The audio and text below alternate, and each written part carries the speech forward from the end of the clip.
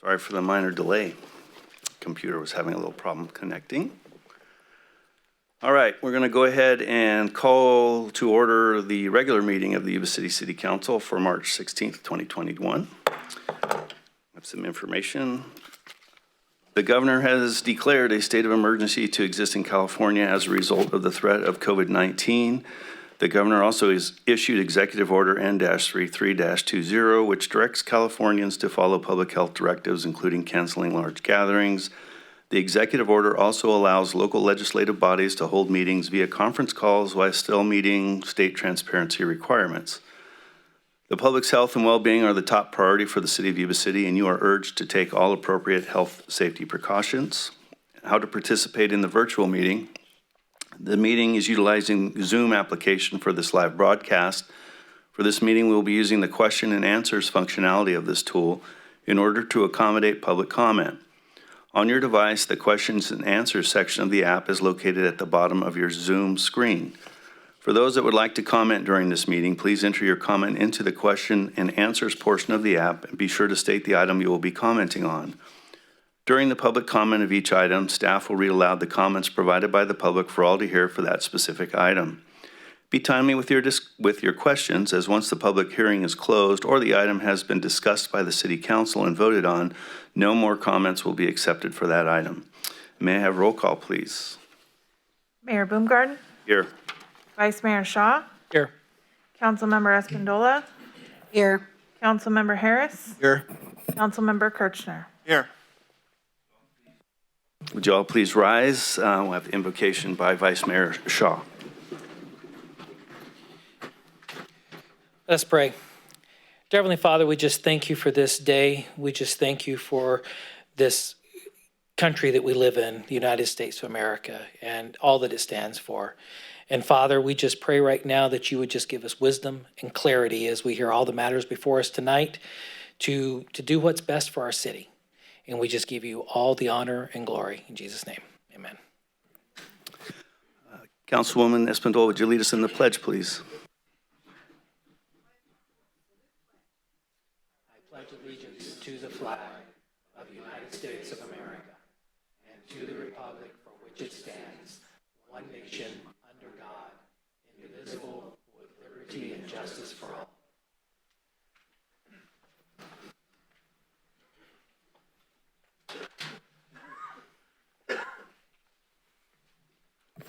All right. Mr. City Attorney, can we have your report on our closed session items for this evening? Thank you, Mr. Mayor. There were no reportable action taken in closed session. All right. We'll move to agenda modifications and approval of the agenda. Mr. Mayor, we'd like to remove item 4 and continue item 12's public hearing. Staff has recommended items 4 and 12, 4 to be removed and 12 to be continued. Consensus of the council? So be it. Item number 1, COVID-19, discussion and action on measures to mitigate the impacts of the COVID-19 coronavirus pandemic. We will have a presentation on the COVID-19 federal relief, the American Rescue Plan Act. They'll be presented by our city manager, Dave Vaughn.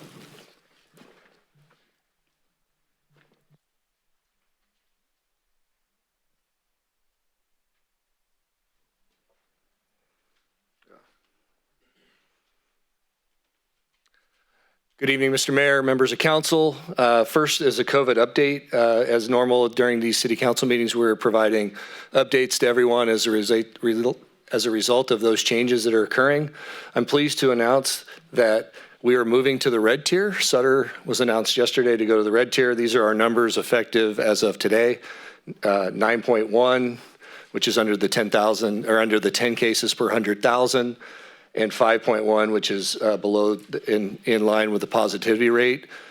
The 9.1 is a result of the area of the reaching 2 million vaccinations. So that number went from 7 to 10 under state guidance. So we've fallen underneath that realm. And so we will be in the red tier. And then a big state, and there's Sutter County right up there. And so I wanted to share that with you and also show, the COVID statewide metrics, which 6.5 new cases 2.3% positivity over a 7-day average, 28.7% ICU availability. And importantly, I think noticing the county risk levels, widespread, which is the purple tier, there's still 11. Substantial, which is the red tier, is now at 42. The orange tier, which is there's 4, and then 1 at the minimal. So it's showing progress, and I wanted to make sure that the council and public got a chance to see where we are headed as of tomorrow. Red tier, substantial, really starts to change some things. Some indoor businesses can open with modifications. Many can open indoors at 50% capacity or 200, whichever is fewer. For example, restaurants, places of worship, and movie theaters. Some can open indoors at 25% capacity of gyms, bowling alleys, and card rooms, and personal care services can open indoors with modifications. I think it's important to note that these start to continue to change as the governor and his team makes changes, and we'll update folks as the red tier, if these modifications change for us. Questions? Questions from the council? Okay, time for some public comment. I see a gentleman had his hand up here. If you could go to the podium and state your name for us, please.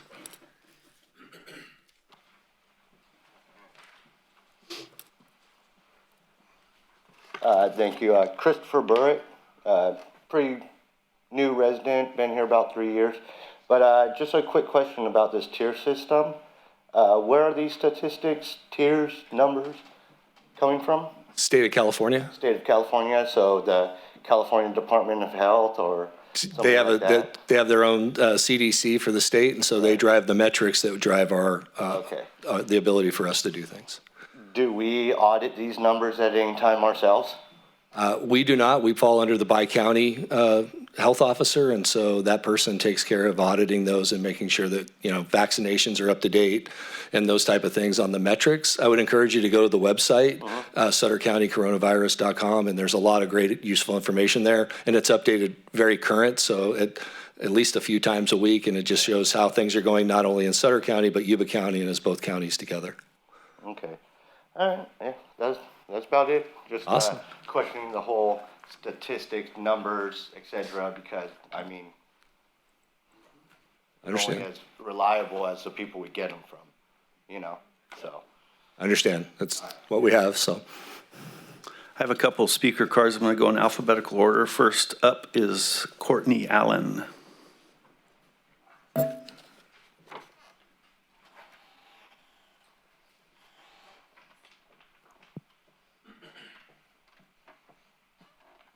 Hi, how are you guys doing tonight? I'm good, thank you. So I had a couple questions. As you guys are starting to open up and, you're bringing the community back together, I did want to know what your plan is as far as restrictions, especially for things like Parks and Rec and, any type of recommendations that you all will be making. Will you be following Dr. Liu's suit? Will you be asking, let's say, for example, a summer camp, are these kids going to be tested upon arrival, wearing masks, that kind of a thing? Do you guys have a plan for that? I would think that perhaps our Mr. Brad McIntyre might be better able to address the things that the city's going to be doing as we continue to bring our rec programs back into full function. Good evening. To answer your question, we will be adhering to the CDC. As far as testing prior to coming into our programs, we have not done that since COVID has started. We have slowly implemented programs with the purple tier, and then we've kind of gone back and forth where we start programs and then we'll have to go back and shut them down depending on the tier program that Mr. Vaughn just talked about. But specifically, as things open up, we increase our participation numbers, and we will follow the CDC guidelines as we did as we were slowly shutting down about a year ago. Do you really think that's a good, honestly, do you really think that's a good, I would say, example to follow when there's been so much controversy and pushback, and there's been a lot of evidence that's come out that the CDC has not, between the PCR test, between the vaccine, between the masks, like these haven't been the best ways to go forward. It actually there are a lot of doctors that are coming out talking about treatment that might be the best way forward. And that masks are very ineffective, and that these actually stifle people's health. Do you consider looking at maybe some other sources than the CDC?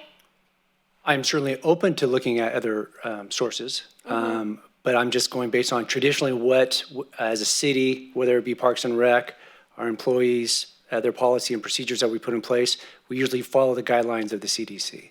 Okay.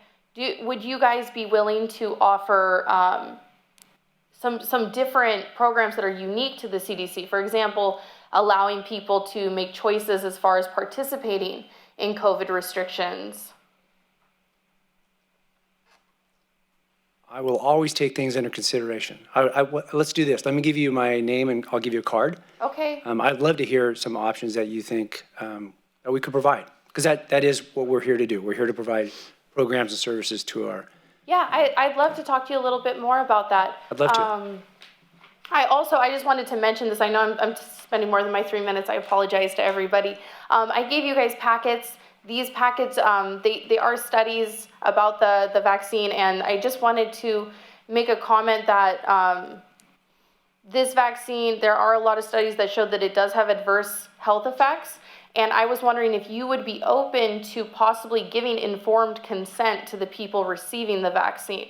I'm not against liberty, and if somebody really wants this vaccine without knowing what's getting injected into them, by God's grace, they live in America, but would you guys be willing to give informed consent that this is still an experimental shot and that studies did show that it had adverse effects? Courtney, I think that, may I call you Courtney? Yeah, Okay. of course. When it starts to get into medical stuff, there are certain regulations way above the city council. The HIPAA is the acronym. I mean, these are personal decisions between an individual and their medical provider. And I don't think you're going to see the city get in the middle of any of that. But you guys are providing the facilities, right, where these are happening? The county is? No, the county is. Okay. So that's not under your jurisdiction. You're not doing anything that has to do with providing the vaccine to people? No. Mm-mm. Okay. Well, by all means, please still read the study. I think it's an important piece of information We will. that you guys would. Well, thank you for your letter, too. I do want you to know that we did pass that on to the council, too. Thank you. I really appreciate it. You bet. Thank you, guys. Okay. Actually, I have Jason Kahn next, Mr. Burns, if that's all right. I'm just hanging in the wings.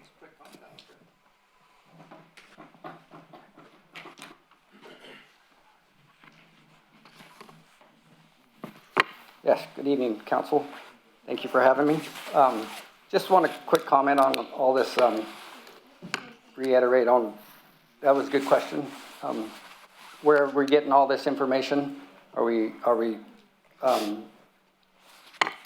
relying on Dr. Lou's information? Is that where we're coming from? And why is Dr. Lou not here? This is open forum. If we're asking all these questions about medical history and you guys can't answer them, why isn't she here? Well, I'm not going to speak on her behalf. I'm not qualified to do so. She's a doctor. I'm not.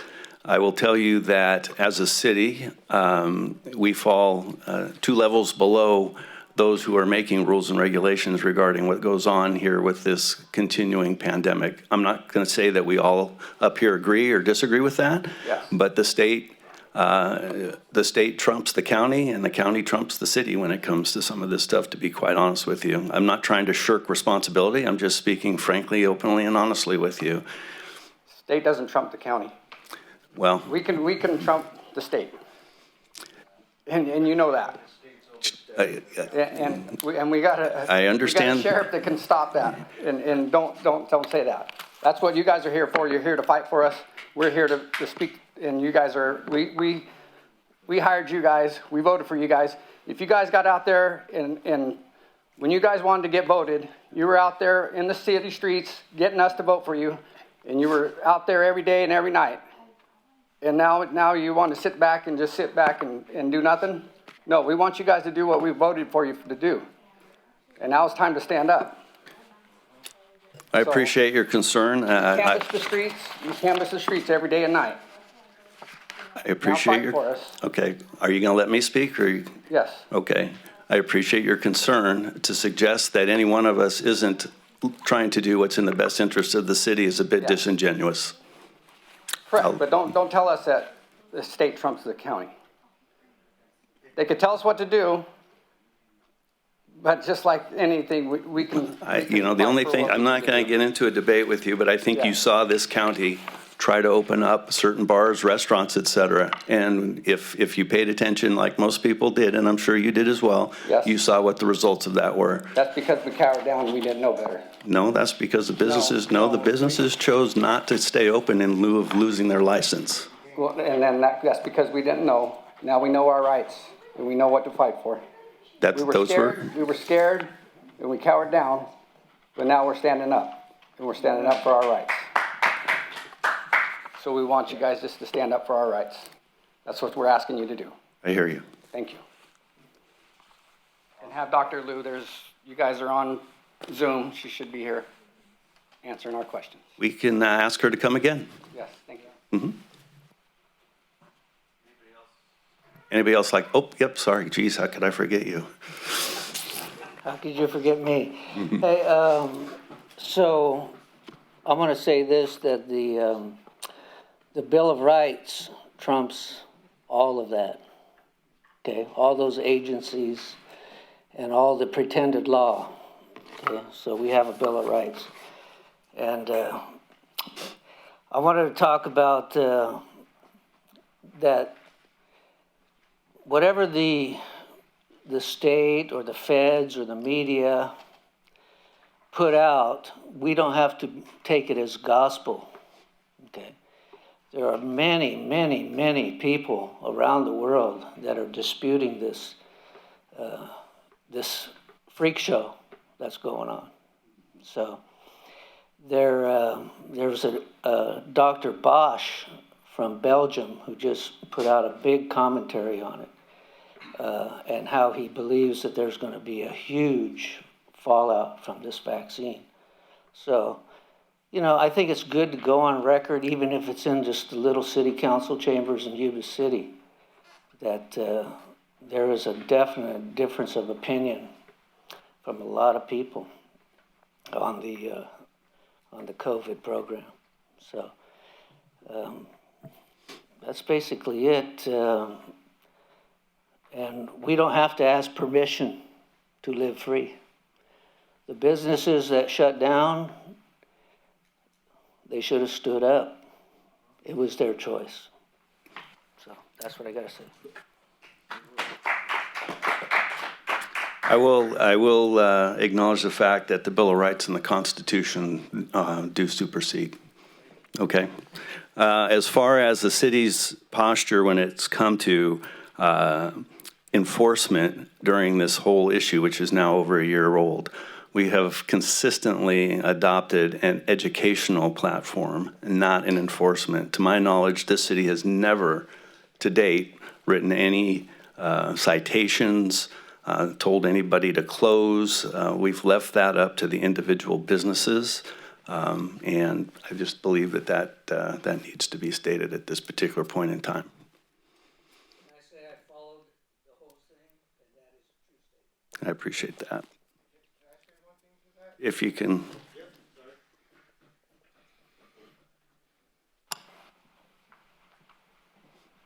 I'm a disabled combat veteran. I'm not really good in this stuff, but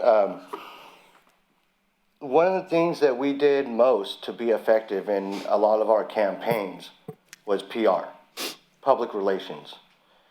I hear a lot of people in here speaking about the Bill of Rights, speaking about our rights, you know, the businesses' rights, private businesses to run their businesses the way they want, how the Bill of Rights and the Constitution supersede and trump everything, including the laws we have on the books right now, including labeling people felons and taking away their rights for fishing without a license. Okay, I mean, so that's just one thing. But the big PR that needs to happen from the people we elected, and I'm going to point a finger at you, Wade, because I especially elected you. on what you campaigned for. I'm new here, been here 3 years. You campaigned on, you wanted to get away from the bureaucrats at the Capitol and be able to run the city in the way that we should be able to run our city. It ain't happening, guys.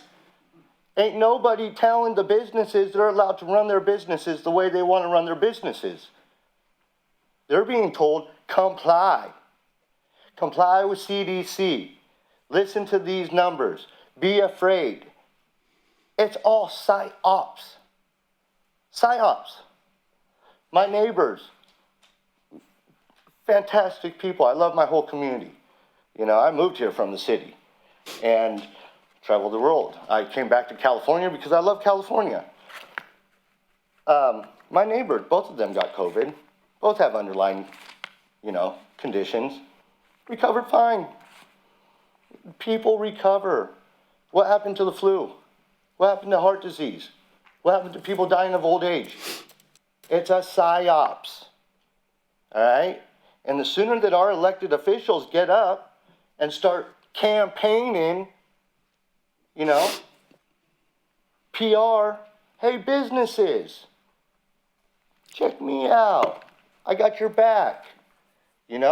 Run your business how you want to run it. I get kicked out of fives because I don't wear a mask. I have a medical condition.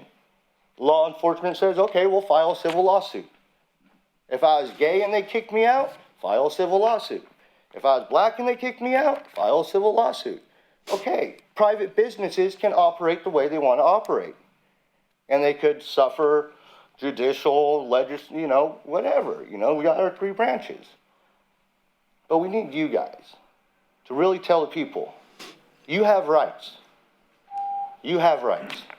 That's all I have. Thank you. Thank you. Anybody else in the audience?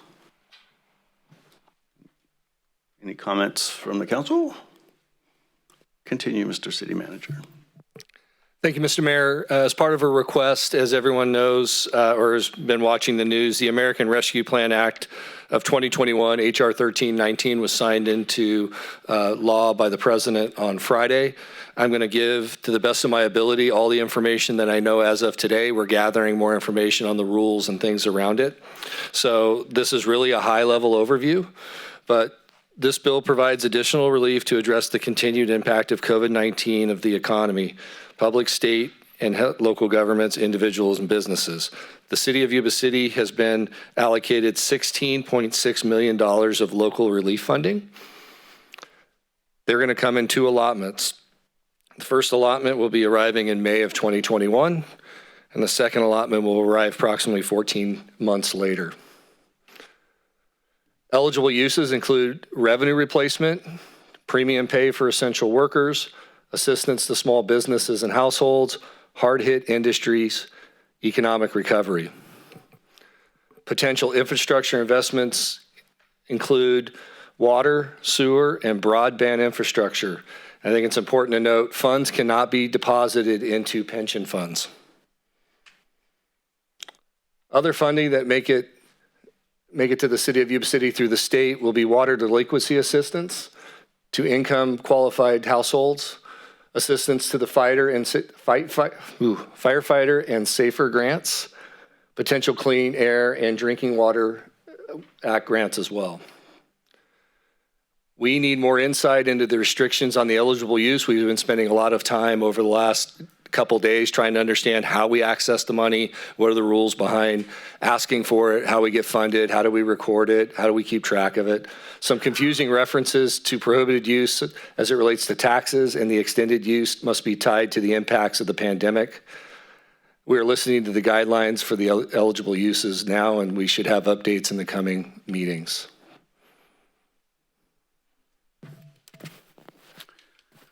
All right. Saw a hand go up. Nope, we'll let you.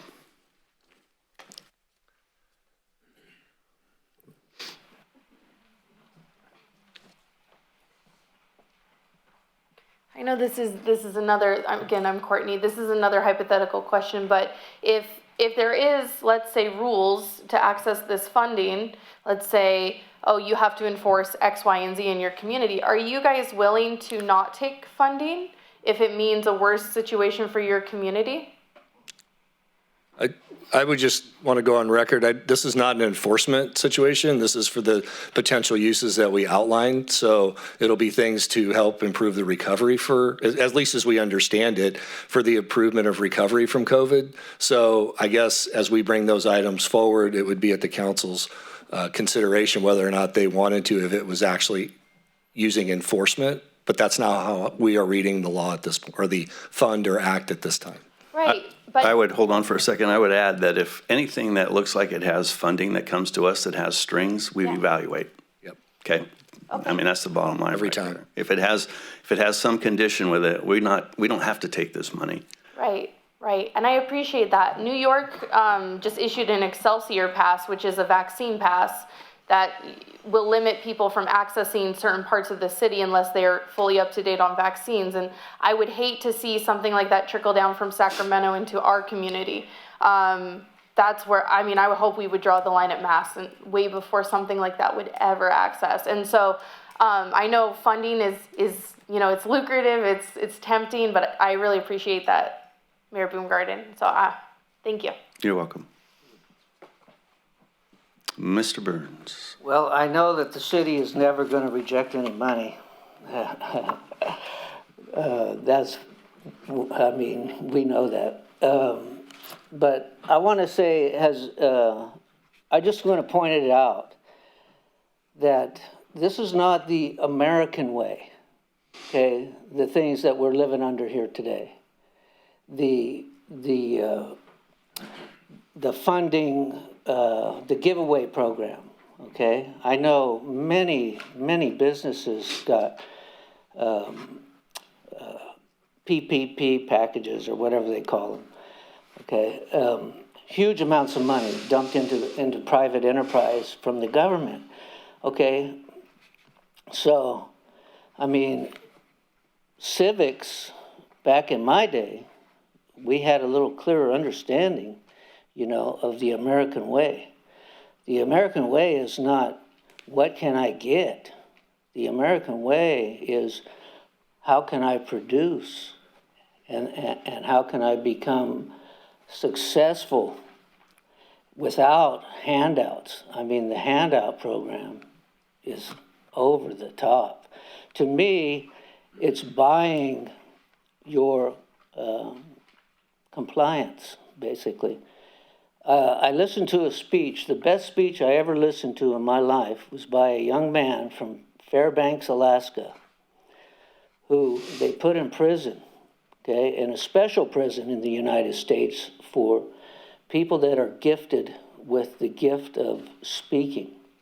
Now, you probably didn't even know about a prison like that, but they're there, and I can tell you about it. But he said this in his speech: the federal government basically pays the state to do their dirty work. And then it rolls downhill. And I don't believe there was truer words ever spoken. So we need to get back to personal liberty, and personal responsibility. That's it. Thank you.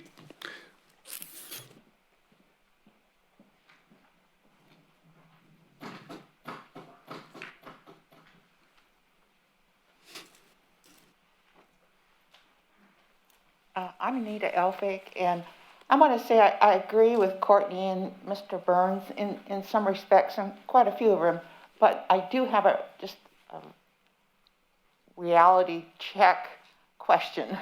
Do you have a listing of your priorities of things that need to be done? City goals and priorities? Yes. Yes, we do. And is it involve infrastructure and water, sewer, that type of thing? Have you got priorities? Yes. In fact, we're getting ready to revisit those. And so they will be brought to the council? That is correct. Thank Actually, you we very will be much. having a public workshop, and I Yes. hope you will attend. Yeah, that's 16.6 million. That's a lot of money. Oh, if you're talking about how we're going to spend the 16.6 million, I will clarify this and say this again. Once we have the guidelines and we understand what the criteria is, not only to receive the funds, but to spend them, I guarantee you that that will be discussed in an open session. Yeah. Okay, thank you. Yes, sir. I'm Gary Maines, and my question, sir, the money, the funds that will come from the feds, Yes. will they filter through the state and then to the county and then to us? Is that how that will work? It's our understanding, different than the CARES Act, this funding will come directly to the city Directly to the city? Oh, that's good. versus the CARES Act that funded itself through the state and then to the city. So that's our understanding right now. Well, the reason I asked that question is because I've had conversations with supervisors who alluded to the idea that if we don't do what the governor says, he's going to blackmail, hold the money. So that's why I'm wondering if we were going to be in that same position, not a good position. Yeah, this funding is not similar to maybe some of the other funding that you're talking about. This is 1319 will come directly to the city from the feds. Thank you, sir. I thought you had your hand up again. No? Okay. Anybody else? All right, back to the council. Any questions for the city manager? Through the mayor. Yes. I participated in the League of Cities webinar. Were you on that same? Spencer was. Spencer was? Okay, Spencer might be virtual land somewhere. From my understanding, the money comes directly from the treasurers to us directly, which is very different than the CARES Act. That's correct. And in one area that sounds like, I mean, our council has been very, very open, in my opinion, with input from the community when we've looked at priorities. And this particular money, it also, there was a high emphasis on community input on the discussions of how those funds could be expended. But there's also some unknowns that are not clear yet, as you pointed out, with those particular guidelines. And as a council, even in open session or closed session, I have, and I've heard my colleagues ask the questions, what are the requirements behind the money? How do we have to spend this, or what are the expectations? And so I think that we've done, we've been very open to that, and we've been clear with those discussions, and to move forward with this particular money. And there's additional options, I believe, for state funding that may be available, but that would be requested by us as a city if we want some of this additional money. A lot of it does have to tie in with our water and wastewater and infrastructure, that it is antiquated in certain parts, and we desperately, I would say, need some major uplift and, upkeeping on that. So I'm encouraged by this. I'm encouraged that there's multiple streams of money that is not necessarily coming to the state, that is going to various other entities. So there's a lot of resources for different needs. But there's also a great opportunity for us to be very creative in finding some of those solutions in this community within the funds that of the 16 million or 16.6 million that we have been allocated, but that doesn't mean that we have all the money in the bank yet. So thank you, Mr. City Manager. I appreciate your thoroughness in keeping up onto this. You're welcome. One other item. These are one-time monies, so when people talk about getting funding, these are going to happen one time. So folks talk about reoccurring monies and those type of things. This is a one-time set of monies that we would be looking at and bringing forward for review and consideration with both council and public input.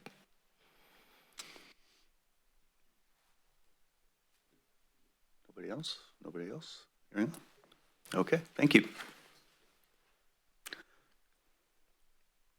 Last chance for public opinion. All right.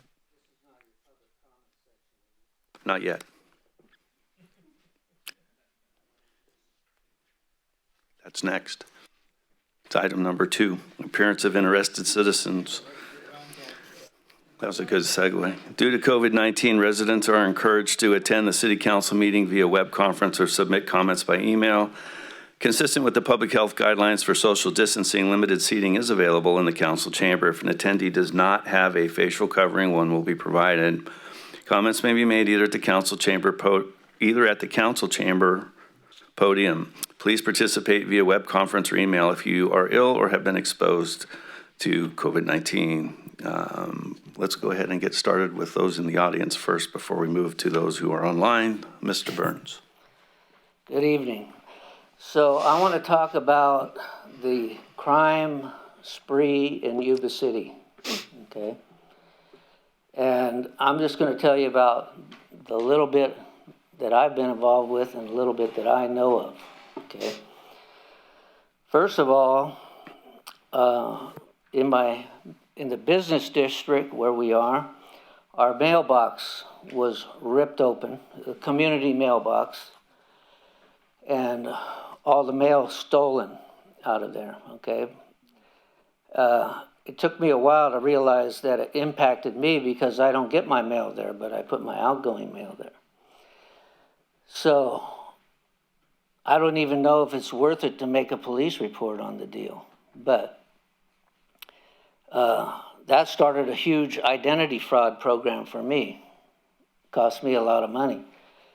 And we have in our area over there off of the Garden Highway, it's a free-for-all, okay? Now, we have just what I'm aware of is people are going through my yard, taking whatever they feel like they want. They're cutting holes in my fence, okay? Across the street at R.B. Spencer, they're getting into his yard and taking stuff from him. My son told me tonight that down the street at Frito-Lay, they took a bunch of catalytic converters out of the vehicles, okay? Right back across the corner from me, they took one of the guys, he does specialty cars, and stole one of his cars. And on and on and on and on. So the homeless operate with impunity in this area. And, I don't know, Chief, what are we going to do? But we're tired of it. And something has to be done. My son said he was talking to a police officer and Yuba City PD, and he said, hey, there's no punishment for crime anymore. I guess, is that the reality that we face? There's no punishment for crime anymore? So, what can be done? I mean, maybe the patrol officer might have to get out of his vehicle, walk around a little bit, because they're creeping all over our area all the time. Chief. Thank you, Mr. Burns. I would say absolutely it is worthwhile to always report the crimes because it shows us the ability to track patterns and trends and stuff and see if we can tie them into another crime or something like that. I took a lot of notes here, and one thing I will explain real quickly is that the city is divided into different beats. Each beat in the city, there's 5 different beats, has an officer assigned to that for at least an 8-month period of time so they get familiar with the area. And then we have 5 different officers who are assigned to the different shifts. So there are basically 6 different officers plus a sergeant assigned to that beat, and they're very familiar with the crimes. With what you just told me, I will pass that on to them, and if you'd like, I'll take your number and have somebody contact you directly. I spoke to 2 of your officers recently. Okay. And as far as crime and punishment, it doesn't match up. It is frustrating for us as officers. I can only imagine how frustrating it is for the citizens. I wish there were a better matching of the system right now, and COVID is frustrating them out with the sense that we've had certain crimes where a person has been released rather than being booked in jail because of different issues and committed 3 of the same crimes in the same day. So it does get frustrating, but I will tell you that none of our officers are averse to arresting anybody, and we would be happy to work with you. Please call us, and we will do the best that we can do and continue to do that. But if you ever have complaints, I will also leave my card with you.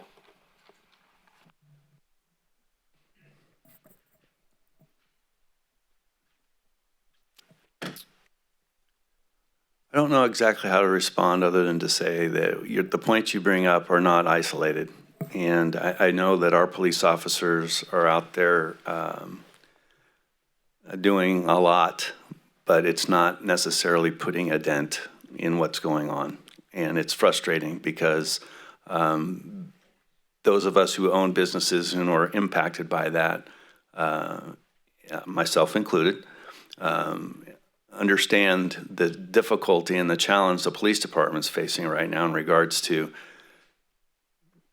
interfacing with someone and the lack of ability to perhaps enforce that which you and I would think should be enforced. And it's not because they don't want to or can't, it's because the system is not allowing them the opportunity to do that. And that's probably as delicate a thing as I can say right now. But to Mrs. Elphick's comments earlier, as far as priorities, this council continues to be engaged with the homelessness problem that's facing the city on multiple facets, not only through our law enforcement, but also some of the other opportunities to divert folks from homelessness, intercede when those are at that tipping point, trying to keep them from becoming homeless and becoming further on down the line. So I know that recently our homeless liaison officer presented here as well. And we're getting new intel all the time about how better to try to deal with an issue that is really affecting all of California, not just the city of Yuba City. I wish I had a 100% solution for you. All I can tell you is that it is certainly top of mind, continues to be top of mind, and we are exploring everything that we can do to protect our businesses and our residents.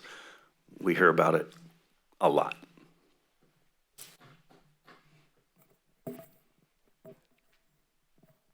Yes.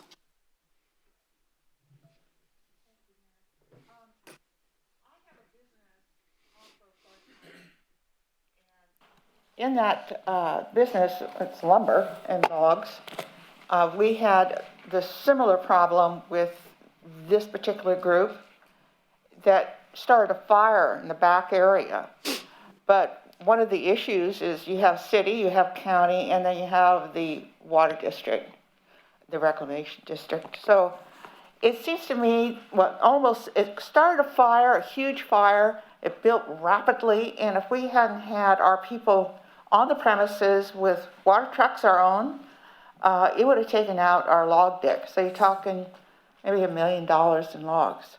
So there is a huge ramifications from this lawlessness, really is what it is. But can't the county and the city and reclamation districts get together and come up with some kind of plan? It's not going to be perfect, but maybe it will help instead of being separate. Sure, I'd let the chief of police talk about some of the efforts to help you understand those kinds of synergies that are trying to occur right now. Through the mayor, do you mind also inviting our city manager, because we've just had some dialogue around that particular aspect of the work that you're mentioning that the chief was not part of, if you don't mind. Yeah, let's let the chief speak first.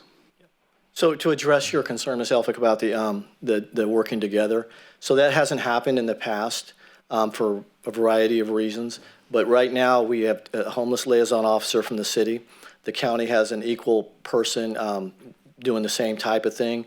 That's why we work together. We have a lot to catch up on right now, a lot of different projects and stuff that are going along, that are moving along still. But we are catching up with a lot of different areas. If you go down to 2nd Street, you'll see that there are no longer the trailers down there. If you go down to Mosquito Beach, there are no longer the campers down there. So we're working jointly with them. And we will have our homeless liaison officer come down here and do another presentation again. I would invite the businesses down there to please let me know and to work with him as we go through the process a little bit more, because they are working hand in hand together. And we definitely want to work to solve the issue, but of course homelessness and law, they're two different things, but they kind of create some of the same issues. But absolutely, I would send somebody down there to talk with you as well, but you will see a lot of projects coming together with what Councilmember Espindola was saying as well, that we understand it's just not, you can't solve it by crimes. You have to give people homes and you have to give them opportunities and stuff. So that's the biggest component of it, and we are putting a lot of resources into that as well right now. So I really appreciate all the counties working together, not just Yuba City and Center County, because obviously there's no gates and stuff like that. Everybody goes back and forth and they go to the areas that are the easiest to inhabit, and if we don't provide them the resources, obviously they're not going to get out of that situation. So we're trying to do that right now. We will continue to work with that. What we found is that there's a certain element of that community that really doesn't want anything to change. They just don't want it. But I do want to say, for the record, that the police department and the fire department are just awesome. And they do terrific work, and when we call them, they're there. And so I feel very good about that. Thank you. Thank you. Thank you. Go ahead. If you have a question for me, do you want me to stay? So you were talking about some of, once again, I'm Christopher Burrett, sorry. Talking about like some of the, it's really difficult for you to take somebody in and then keep them held because of some of these COVID restrictions that are being passed down from, down into your facility. Once again, doesn't it come up to us and you and the sheriff to say, hey, listen, I'm sorry, we're not going to let criminals back out on the street. Sorry, no. If masks work, give them a mask. Social distancing work, social distance them. They get sick, put them in an infirmary. But to just release somebody back out because, they might get sick, that's ridiculous.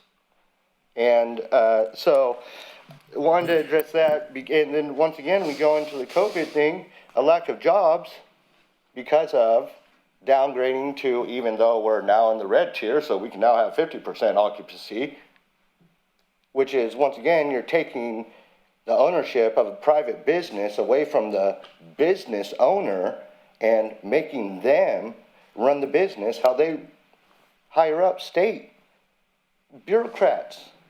Don't give a damn about us, don't give a damn about the people working, don't care about our children, and we follow what they say. And it's decimating jobs, which then leads to more drugs, more alcohol, more poverty, more homelessness. It's a downward spiral. And then we're not even allowed to house the criminals. So, I mean, come on. Sometimes, once in a while, we just got to use some common logic, some critical thinking, maybe some reasoning, I mean, instead of just blindly following what we're told to do. And then, if I'm correct, there's going to be a Human Health and Services building relocated over by the Tasty Buffet. And Hold on. If you want to talk about something separate, I still have a pending report from the city manager. I thought it all kind of went into it. I'll call you back up, but I think the chief was thought you might have a follow-up question, so I allowed it. That was it, mainly about the jails, and that's a big solution to the problem right there, is run your jail how you want to run your jail, how it's the best for the community. That's it, man. People just need to become American again. All right, Mr. City Manager, thank you for your comments. Mr. Mayor, thank you.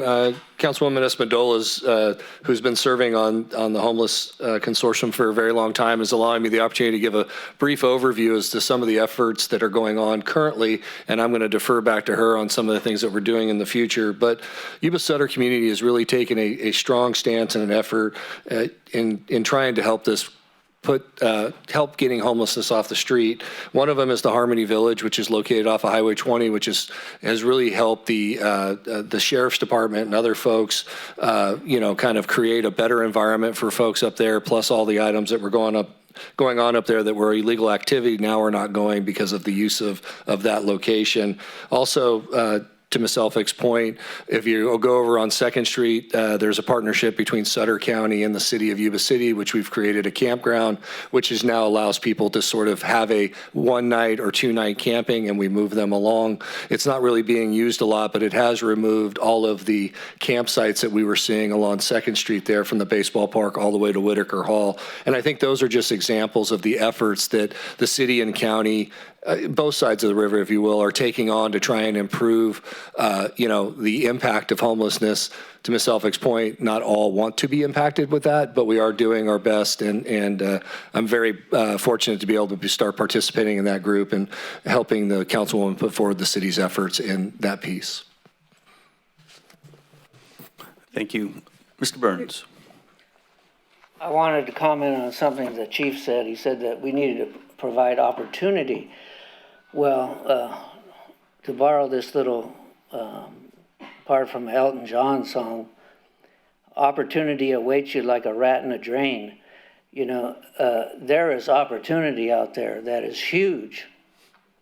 That's what I mean, every business owner that I know would love to hire some people. So give me a young man or young woman that wants to work, and there's some opportunity. We'll hire them tomorrow. So I don't believe the lack of opportunity is an issue, really. There is plenty of opportunity. So I wanted to clarify that. Thank you. Yes. I'm Gary Maines. The homeless issue, I think it unfairly has been put upon the backs of government. The public has done this. The public in general, and I can also speak for the church as a Christian, I would say that we as Christians, our effort to help the homeless has been feeble at best. We've pushed God out of our lives in many areas in our whole society. And we push the responsibility of helping these broken people, they're wounded people, either emotionally and then sometimes financially, things have happened. And we've pushed that, and I guess I'm talking more to the audience than to you guys, but we pushed that onto the backs of government and said, fix it. And you're limited to do that. I mean, basically what you can do is put them somewhere and house them for a while, and they're out of sight, out of mind. But that doesn't change their lives, and I put that upon us as people. Whether you're a Christian or not, you can be a moral person and love and help people. Compassion is the glue that will bring us together and help the homeless. So I just want to say, you guys, thank you for all your efforts, but don't try to take it all upon yourself. You can't fix it all. We as a people, if we turn back to God, will find the ability to love beyond ourselves. Thank you. Thank you. Mr. Smith.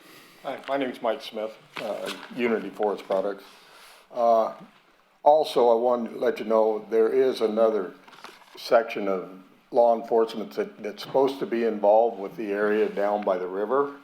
And once you get over the toe of the levee, it's considered California State. So that is a California State trooper response plan. The sheriffs are actually supposed to do it because I've been involved with this for 10 or 15 years now, or reporting incidences. And whenever we have an incident, because we have one probably weekly, where basically you have a homeless that cuts our fence and they want to get in and get scrap iron or whatever you want to say, and then run across the street where the recycle plant is and get their $5, or go over to Marysville Flea Market with a $3,000 tool and get $25 for it. I also want you guys to know I appreciate you guys cleaning up 2nd Street. I've been down there and helped a few people. There was people down there that really needed and wanted the help. but there was also people that you can do anything in the world for them, but if they don't want to be found, they won't be found, or they don't want to be. The frustrating part to me is when I moved to this community 30-some years ago, you could take your little family down there or whatever and have a picnic at the river and have fun down there, have your kids fish, and not worry about anything. But the people that don't want to be found, you guys are saying out of sight and out of mind right now. There are camps at that river where nobody really bothers them. You know, they have their own law and all the other stuff down there, or there's a couple people that run that thing. But to get that, I would like to see the whole area cleaned up, and that means the state has to get involved with it too. You know, it's very sad to see our waterways as dirty, and you know, if they would pick up their litter, I mean, they got all the time in the world, but you know, you guys have dumpsters and other things down there, but it's very frustrating some of you guys are fishermen, go down there with a boat and see all of the trash and all of the stuff in the river, and it's very frustrating. The state of California will not do anything about it, and I don't know if they're trying, but you know, that's another, let's say, government group that should be involved with trying to get these people taken care of, because they do need taken care of. I made quite a few older friends down there because they could not afford the housing here in Yuba City. And there was a lot of people down there that just needs a little help somehow, but with what happens, I mean, you know, they're on a income that they can't afford things around here, and it's sad. Thank you. The affordable housing in the area, you hit on a key point there. That is an important aspect that is driving some folks to find it very difficult to find shelter. And so that, again, that's another piece that we as a city have been doing what we can financially to support that, and will continue to do so. Mr. Mayor? Yeah? Thank you. This is obviously a very important topic that is near and dear to many people that are here this evening. I just wanted to remind the City Council and the public that this is a public comment section and not a public discussion item. And generally that if we are going to be involved in a discussion of any intensive length about a topic, we don't have that agendized this evening. So I just wanted to flag that for the council. This is public comment, communication, not necessarily public discussion. Thank you. Thank you.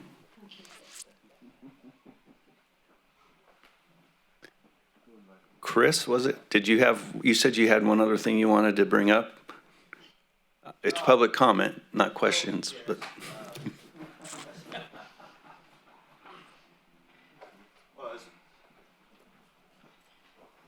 Christopher Bird again. It was on the same topic of the crime, the poverty, the homelessness, the drug abuse, alcohol abuse, all that stuff.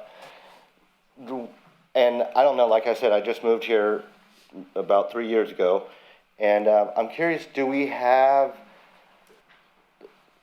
facilities to maybe, afford rehabilitation for people that can't afford to go to $30,000 rehab, facilities, but like something more for the public, something for like the homeless that do go into the jails when they're coming out because of these types of behaviors or criminal activities, that they can go into a facility instead of being released right back out into the gutter? The simple answer to that is there are things that are available to them. The much more complex is, what those things are. There are things like coordinated entry, where people can be directed to the help that they need, whatever that help may be needed. We have invested locally in affordable housing. Again, if you've come to our meetings, you'll find that we have a hard time deciding what affordable really is these days. But there are options for folks, and there will continue to be investment in that. But really, the idea is to get those folks who want a hand up, right, that kind of assistance so that they can reestablish themselves, find housing, find work, and do the things that will keep them off the Maybe streets. mental health follow-ups in order to help them with their transition. And there's resources, yeah. That's a big Again, I thing. think I'm I would a veteran, encourage and you. I had to go through a lot of that stuff Sure. coming back from combat. And that was a big thing. I was homeless. I was a full-blown alcoholic, homeless, back and forth. And I needed a lot of help and direction. And, of resources and facilities and good, maybe even faith-based program type deals, those are magical for that type of thing. So if we can just, ponder it. All right, I'm going to let Councilwoman Espandola speak on this, and then unless there's anybody else that wants to speak on the homeless item, we'll move to go first. Okay. Thank you, Mayor. And thank you for the input, Chris. All of you, it's very valuable to listen firsthand. When we get to the agenda, Mayor, perhaps we always talk about future agenda items. This topic, having so many discussion about the homelessness, I'm part of the Yuba City Homeless Consortium. If you haven't looked that up, you can Google it. Yuba City Homeless Consortium. There's a website. And in that, I'm a board member, one of the founders. In that, there are multiple systems. I don't want to get too complex in the conversation, but there's multiple systems of support and assistance. And it's coordinated efforts, as you were talking about, Anita, coordinated efforts of jurisdictions, different services, and our city manager is on a fast track of learning all this right now. When we get to the future agenda items, Mayor, perhaps we can invite a few panel on the homelessness and have just a workshop discussion around that topic to bring the community up to date on everything that is occurring, because Dave and I just participated in which I was going to report later, they call it a JPA, which is Joint Powers Agreement by multiple jurisdictions, meaning Yuba, Sutter, and then all the municipalities within those counties. And we're part of that group. And we just met to align policies, to align services, to align directions of law enforcement, of health, of mental health. And to answer your question very quickly about treatment, because it sounds like treatment is a big issue, it's very limited here in this area, very, very limited. Yuba and Sutter Behavioral Health provides some treatment programs, but they're not in-house, outpatient. So not to get into much into the weeds, I could really go into and dive into the conversation of this. But if the community here and the community that is watching, Mayor, maybe perhaps when we get to the future agenda, I can recommend a workshop on bringing us all up to date on the conversation of homelessness, if that could help move us along. Thank you. Look forward to that recommendation. Vice Mayor. Thank you, Mr. Mayor. I would just, since this is public comment, I would just like to raise a point of information for the public. Heard a lot of comments tonight, and we as your council control what we can control, and we can't control what we can't. And a lot of your topics this evening are all controlled by Sutter County.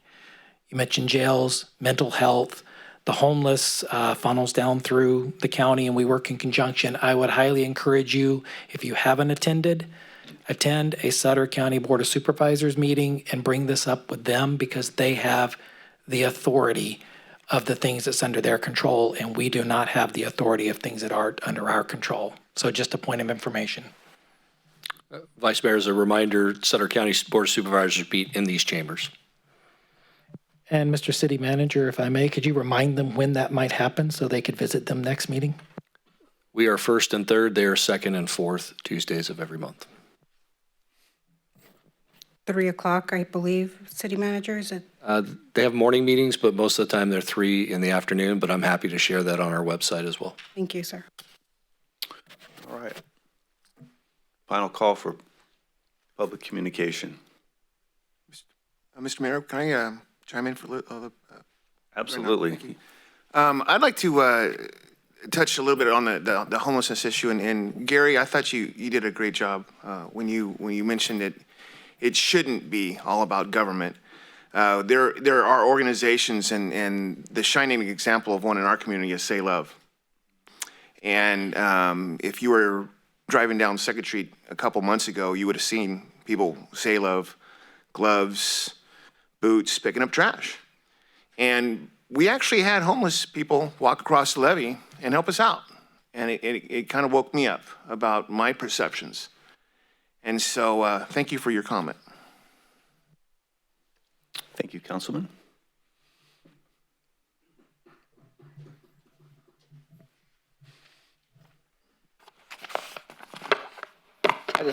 Jason, again, I just want to advocate for my daughter, and like I said, I don't know if I'm supposed to be city or for the county for this. My daughter is visually impaired, and she crosses the streets, so the crosswalks with the beeping lights are very important to her. The one at the Winco parking crosswalk, she goes to in shape when it's open. But to cross there, because she rides the bus system, does not have it. So when she crosses there, it's very hard for her to cross. She sometimes has to wait 3 lights before she crosses because of the traffic and the noise there, and she does not know when to cross that. So I would like to see about getting the beeping crosswalks there. Mr. Mayor, we'll look into that and get back to Mr. Khan. Thank you. All right. Thank you, Mr. Khan. All right, we're going to move to the consent calendar. All matters listed under the consent calendar are considered to be routine and can be enacted in one motion. There will be no separate discussion of these items prior to the time that council votes on the motion unless members of the city council, staff, or the public request specific items to be discussed or removed from the consent calendar for individual action. Would anyone from the public like to speak on these items? If so, please come to the podium, state your name and address for the record. Seeing none. Sierra? No public comment. Okay. Yes. Sorry about that. Just wanted to remind the council that item number 4 has been pulled from the consent calendar, is not being considered at this time. Thank you for that. So the motion will need to contain that item 4 is not being reviewed at this time. For those of you who are interested in making a motion. Through the mayor, move to approve the consent calendar with the exception of item 4. Second. I have a motion by Vice Mayor Shaw, a second by Councilman Harris. May I have, well, I don't need, yep. Do I need a roll call vote, nope. Mr. City Attorney? Okay. All those in favor signify by saying aye. Aye. Any opposed? Okay, motion passes. Consent calendar is approved. We'll move to item number 8, business items. It's the 2021 American with Disabilities Act Improvements Project, where we're going to be considering awarding a construction contract. This will be presented by Diana Langley, our Public Works Director. Good evening, Mayor and Council. So as noted, the item before you tonight is award of the 2021 ADA Improvements Project. So back in 2012, the city prepared an ADA transition plan, which was an analysis of the sidewalk system throughout the city to determine barriers to pedestrians being able to be mobile throughout the city, identified multiple locations that were missing ADA ramps, locations that were missing sidewalks, and made some recommendations for improvements. In December 15th of last year, council approved the plans and specs for the 2021 ADA Improvements Project. We have 5 locations that we're focusing on. Area A is Clark at Rosemary near King Avenue School. Area B is Stafford Way from Highway 20 to the southern end of Stafford Way. Area C is Forbes Avenue from Olive to Walnut, and then also Walnut to Scott Street.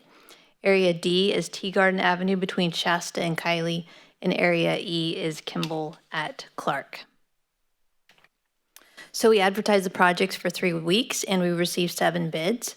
The apparent low bidder was Hyatt Contracting in the amount of $284,992. The engineer's estimate was $310,000. The fiscal impact between the construction contract, the construction contingency, and the construction management is $329,992. And we have CDBG funds to fund a large portion of it at just under $279,000, and then streets and road funds will provide the additional funds. The anticipated schedule is to issue notice to proceed in April. There are 45 working days within the contract, and so we expect completion in June of 2021. As an alternative, council could cancel or delay the project, although we don't recommend that, as that could jeopardize the funds. And with that, the recommendation is to adopt a resolution awarding a construction contract to Hyatt Contracting of Marysville, California, in the amount of their total bid of $284,992. Authorize the city manager to execute the contract, subject to review and approval by the city attorney. And with that, I'd be happy to answer any questions.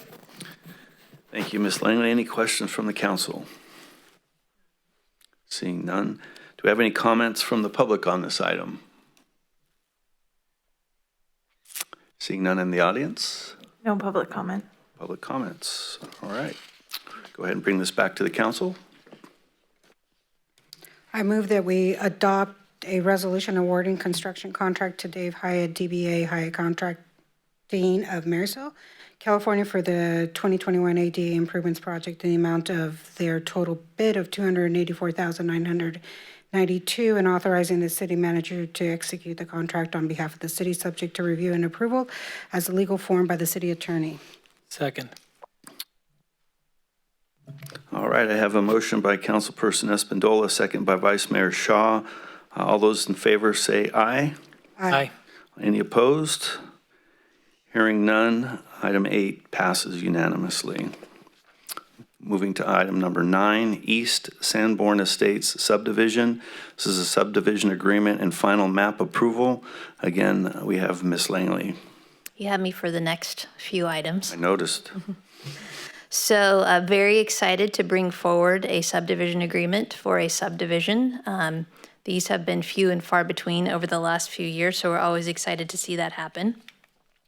So on August 26, 2020, the Planning Commission approved tentative map 20-04, in which Interwest Homes is the developer, and they propose to subdivide a 1.94 acre parcel into 12 single-family lots.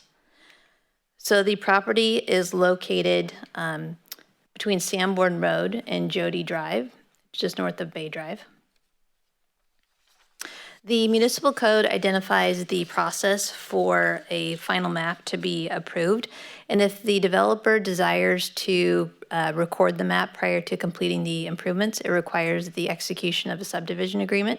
So that subdivision agreement is before you tonight. That agreement specifies the obligations of the developer and the fees and dedications and improvements that they're required to construct. Staff has checked the final map and has determined that it is correct and that the conditions of approval have been met. And so upon council approval, the city clerk will certify the map and staff will submit it to the county recorder for recordation. As an alternative, council could delay or modify the recommended action. However, we don't recommend this, as we would like to see this subdivision move forward. And so the item before you tonight, the recommendation is to adopt a resolution approving the execution of a subdivision improvement agreement with Interwest Homes Corp., providing for the public improvements associated with the East Sanborn Estates subdivision map, approving the East Sanborn Estates final map, and accepting dedication of rights-of-way and easements shown thereon, and authorizing the filing of the map. All right, back to the council for any questions. Seeing none. Comments from the public on this item? Seeing none. Any online? No public comment. Okay. Back to the council. All right, Mr. Mayor, I'd like to move to approve staff's recommendation, please. Okay, have a motion? Second. All right, I have a motion by Councilperson Harris, a second by Vice Mayor Shaw. All those in favor signify by saying aye. Aye. Aye. Any opposed?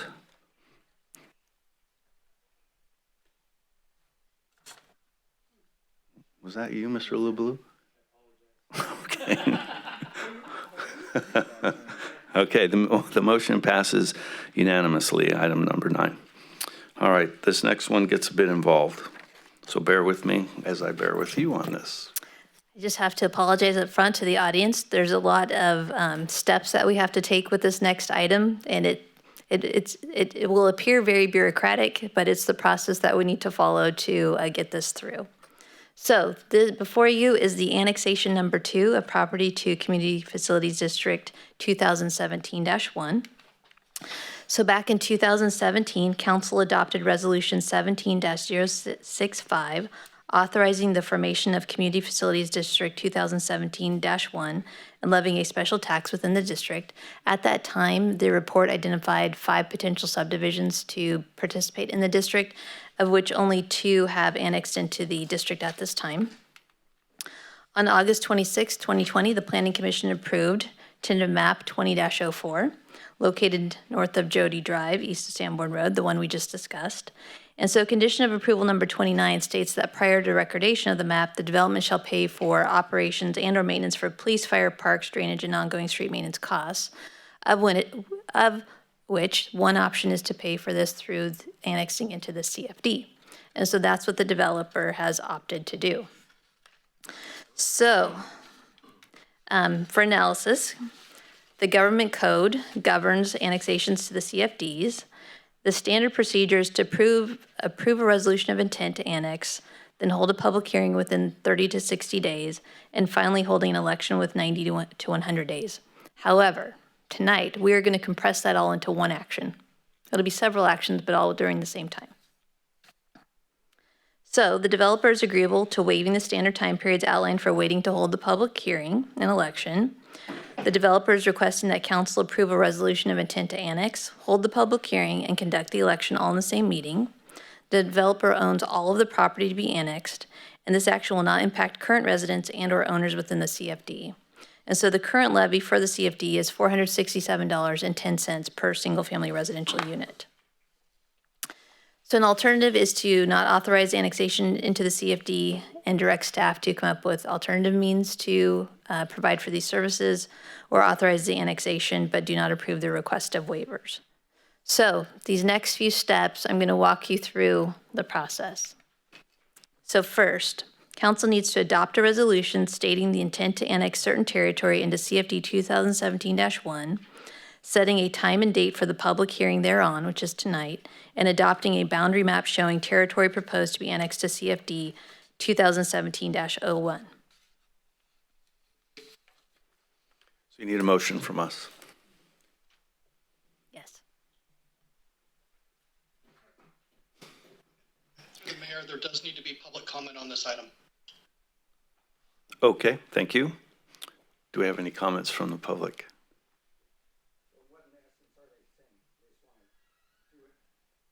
Would you please, just because it's recorded and we want to make sure everybody can hear your question. Thank you. Jason Kahn speaking. What are we trying to all compress into one sitting here? So normally the process to annex into the CFD would be carried out over a period of months. And so rather than, because the developer would like to move forward with the development and they have a condition of approval on their map that they need to pay for services within the city, they've elected to annex into the CFD. So rather than follow the process that will take months, they're requesting to compress that into one action all taking place tonight. Yeah, but you already said that you guys already okayed the one parcel. What parcels are we talking about now? Or the subdivision? The previous item was approval of the subdivision agreement. This is a different item related to that project.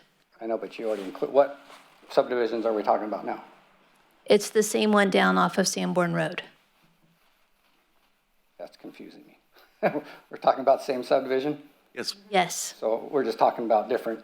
This is a funding mechanism to pay for services for that same piece that we previously approved the development agreement on. Thank you. You're welcome.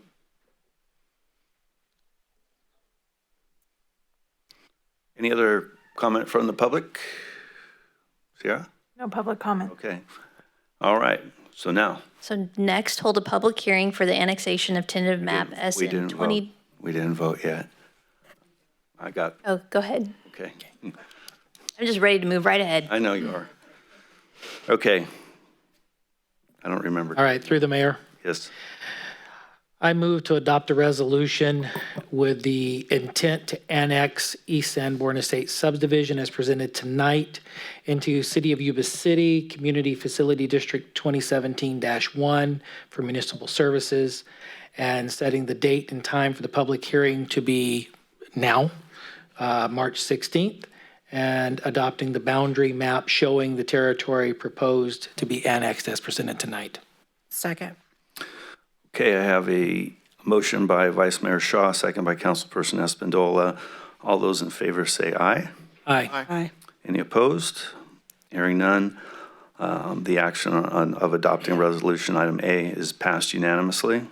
We will now hold a public hearing for the annexation of tentative map number 20-04 into CFD, Community Facilities District 2017-1. Do you need to say anything, or can I do it? You go ahead. Public hearing on the annexation of tentative parcel map number 20-04 into CFD 2017-1 is now open. If there are any members of the public who would like to address the council on this issue, please provide your statement via public comment. State your name and address for the record. Do we have any comments from the public on this item? Seeing none in the audience. No public comment. No public comment. Hearing no further comment on this issue, I am closing the public hearing and bringing the matter back to Diana Langley. So next, we're requesting that council adopt a resolution authorizing annexation number 2 of territory to CFD 2017-1, authorizing the levy of a special tax and submitting the levy of tax to the qualified electors. Again, looking for a motion. Public comment. Excuse me. I'm not prompted for public comment, but I know he's poised and ready over there, so I'm going to go ahead. We already had a public hearing on this matter, so we're good. We can just go right to the vote. Sorry. It's all right. I'll let it go this time. I'll help you out, Mr. Mayor. So through the mayor. Yes. Move to adopt a resolution authorizing annexation number 2 of territory in the City of Yuba City, CFD 2017-1, authorizing the levy of a special tax and submitting the levy of tax to the qualified electors. Second. Thank you. I have a motion by Vice Mayor Shaw, second by Councilperson Kirchner. All those in favor signify by saying aye. Aye. Aye. Any opposed? Hearing none, item C passes unanimously. Item D. So you would now hold an election public hearing in which the city clerk will then open the ballots and announce the results. All right, so I get to hold a public, I have to bang the gavel again. The election public hearing on annexation of tentative parcel map 20-4 into CFD 2017-1 is now open. If there are any members of the public who would like to address the council on this issue, please provide your statement via public comment. State your name and address for the record. Do we have any comments from the public on this item? See none in the audience. No public comment. Okay. Hearing no further comment on this issue, I'm closing the public hearing and bringing the matter back to the city clerk. Ask the city clerk if there are any ballots received. City clerk, are there any ballots received? Well, thank you. Please open those.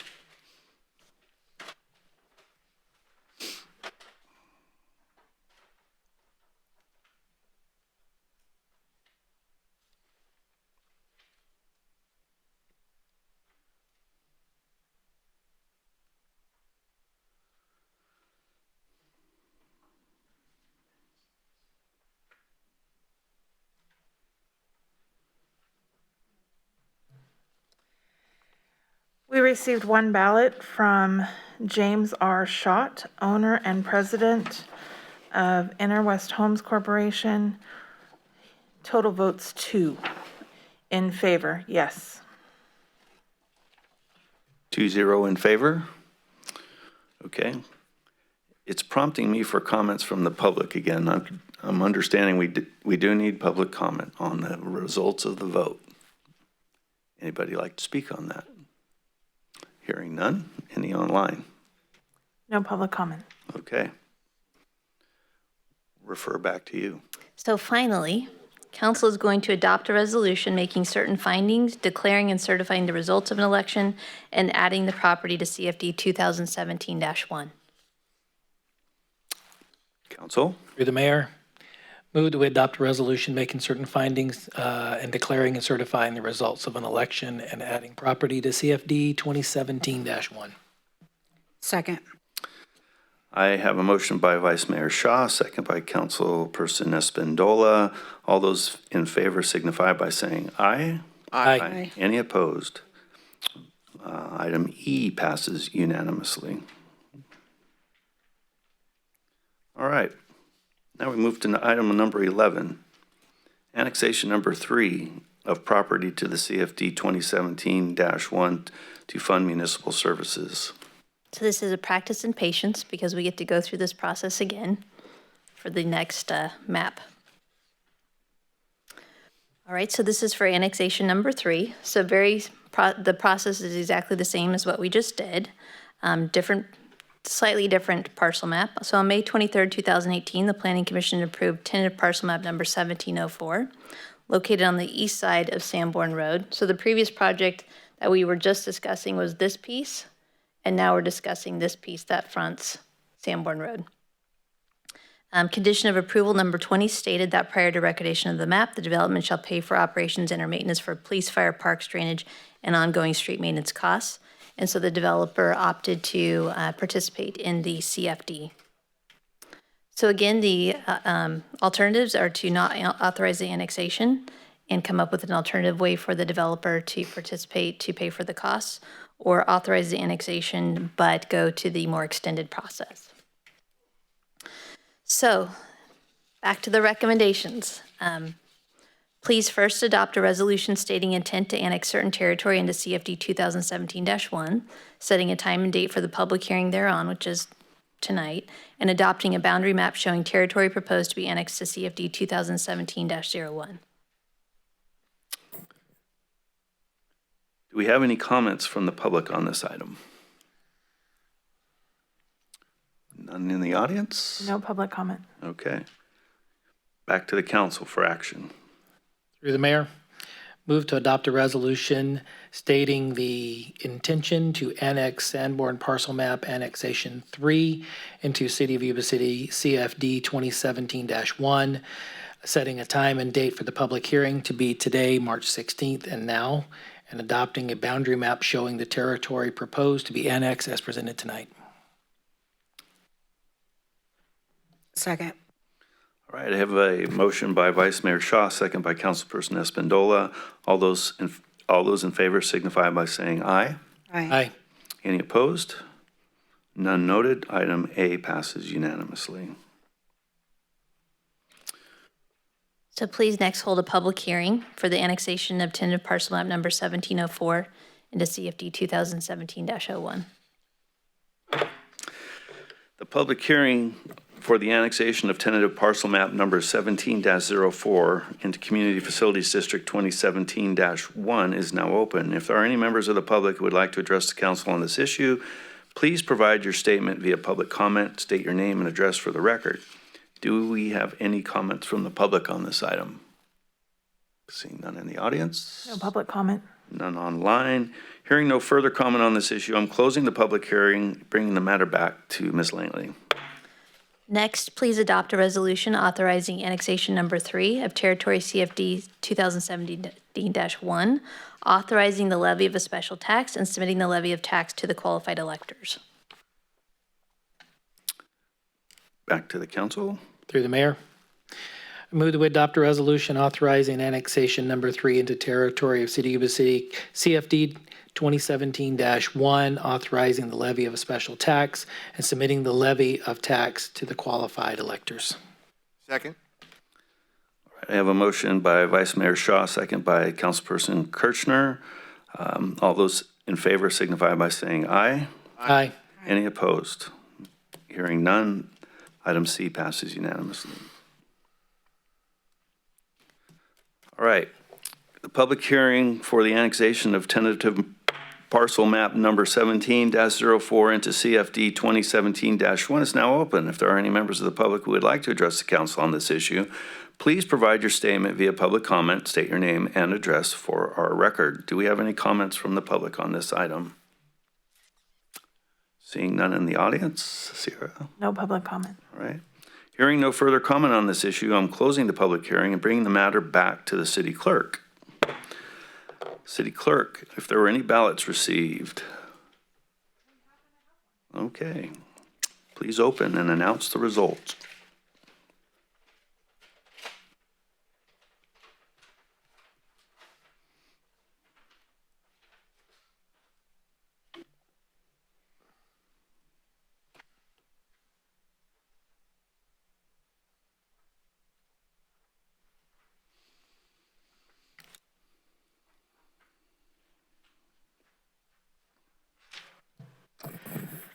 We received one ballot from James R. Schott, owner and president of Inner West Homes Corporation. Total vote 1. Yes, in favor. All right.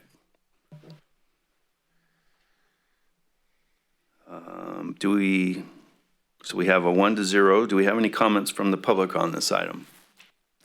Yes.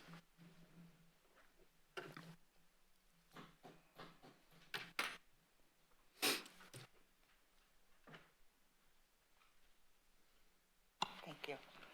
One quick question. On a public hearing, don't you have to give notice for a public hearing? I think that's a question for the attorney. Thank you. I think it is too. Through the mayor, yes, you are required to give notice. However, for CFDs, notice can be waived by 100% of the property owners requesting annexation into CFD, which has occurred here. Inner West Homes has agreed to waive notice, which is the reason why we can do it all tonight. Okay, thank you very much. Good question. Thank you.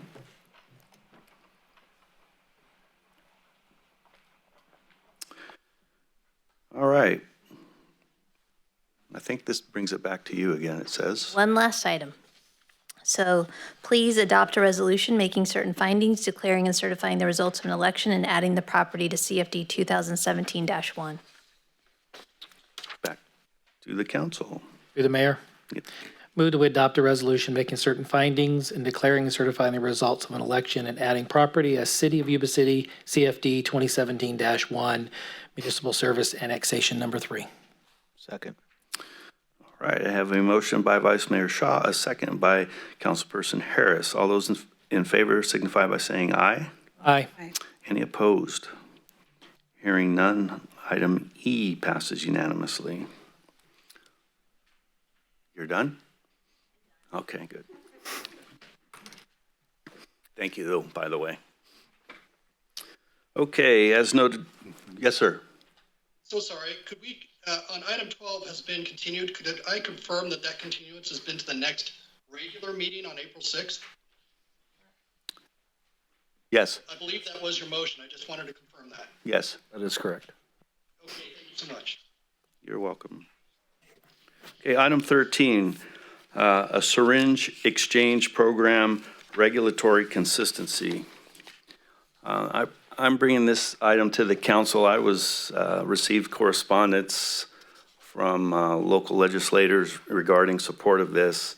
You may recall, and I don't remember the exact date, that we as a city had... Through the mayor, I need to recuse myself before you get into the details of the conversation. All right, thank you. Sorry about that. Because I serve on the Board of Directors for Harmony Health, I additionally do consulting work for the Yuba City Health Care Council, who has worked on many of these related type programs called the syringe services programs and harm reduction. And after consulting with our city attorney and out of abundance of caution, I will be recusing myself from this item. And I have asked if I can give my explanation, and the attorney has said, what did you say to me, city attorney?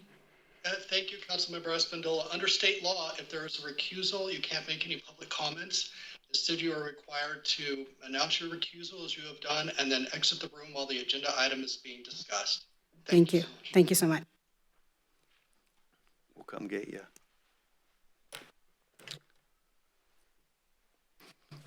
All right, sorry for the interruption there. the syringe exchange program, there's recent legislation being not necessarily legislation, but regulations being proposed by California Department of Public Health. And I think if I read the first paragraph of this particular letter that I'm asking the council to consider me sending to the state, it'll pretty much capture the essence. It's addressed, it's the topic of the letter, syringe exchange program, regulatory consistency and opposition to seizure of local control. It's addressed to whom it may concern. This is going to the state. On behalf of the City Council, the City of Yuba City registers its strong opposition to the current practice of the state legislature and regulatory agencies proposing and passing multitudes of bills and regulations that directly impact and interfere with the ability of cities to control their own destiny through use of local authority. Specifically, the City Council registers its opposition and objection to the California Department of Public Health effort to eliminate local control under a series of regulatory actions, including Department of Public Health -18-015 syringe exchange program regulatory consistency related to needle exchange programs. Basically, in essence, what this letter is requesting is that we retain the ability to determine whether a needle exchange program is appropriate in the City of Yuba City. And this would be consistent with a position that we took previously. Questions from the council first? No comments, just, no questions, just appreciate you doing this. Okay. Have any comments from the public?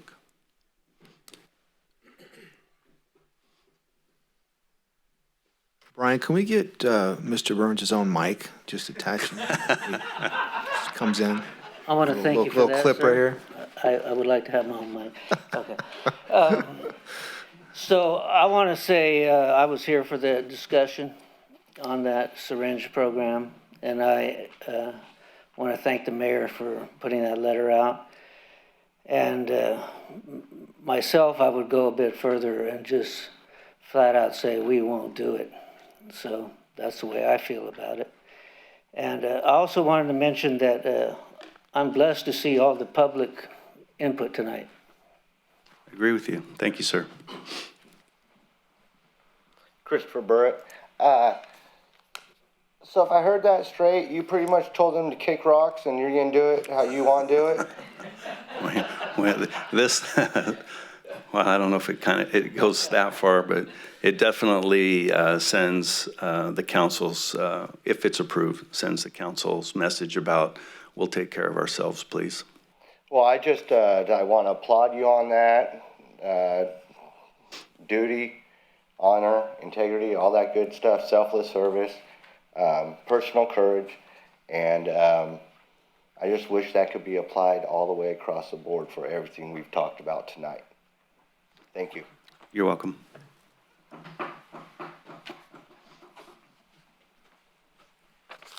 Jason Kahn. Thank you, Mayor, for standing up for us on this issue. It's appreciated by us, and that's why we elect you. Thank you. Thank you. Anybody else in the audience? We like it when we get praise.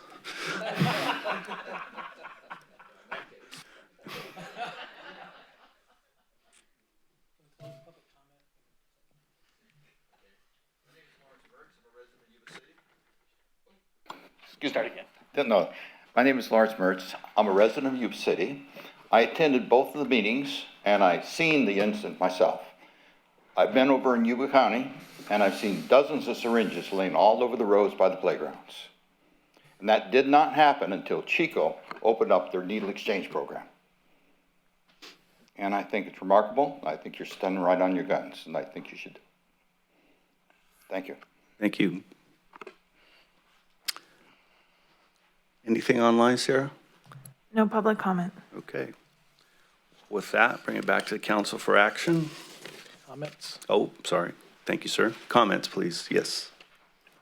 Through the mayor, if I may. Yeah. they're calling it a needle exchange program. I think a lot of people fall into calling it an exchange. Before, when we denied it, it was not even an exchange, which is just another layer of why we're against it. Is this one an actual exchange? It's hard for me to tell exactly what it is. Yeah. I know we're opposed to it regardless, but. Well, yeah, I think the issue for me, Councilman, is, again, let local control. Yeah. Let locals decide what happens in their communities. Yeah, okay. That's why I'm trying to caution people against that, because it can be an easy sell for people who are trying to get people to buy into this nonsense. Is it one for one? It's not. It's going this way. And when it's convenient, it comes this way. And that's why you get all the litter and stuff scattered all over our sidewalks and our, why our families can't go to our rivers, and I can go on and on and on. But I just want to ask that question and have folks be a little bit more clear on the people that will try to mislead you in a way to sell the program. I don't think anybody in here is in danger of that happening.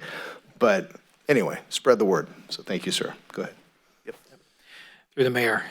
First of all, thanks. When this hit our radar, you were already on it by the time we met over here at City Hall that night, so I appreciate that.